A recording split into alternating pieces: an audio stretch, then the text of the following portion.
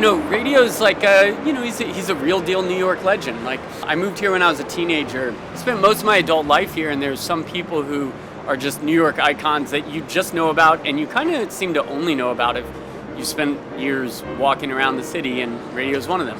The very first time I heard of who Radio was I was walking with a dear friend of mine who's a really great actress in her own right, named Hannah Dunn. She saw him across the street and she went, "Yo, Radio!" And from way across Columbus Avenue, I saw Radio just give a little nod like this. Over the years, I'd run into him and I'd kind of do the same. One time I was up near the mall near Columbus Circle, saw a lot of people around, and I saw Radio and I was going to go over and say hi.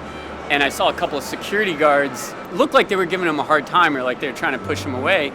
And so I stepped over and inserted myself to try to be, do you know who this guy is?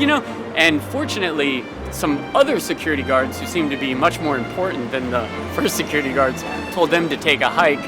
And a moment later, Steven Spielberg came out and was shaking Radio Man's hand. But my wife was like, "Who is this guy, and why are you getting involved with a confrontation with big security guards?" But people know to ride for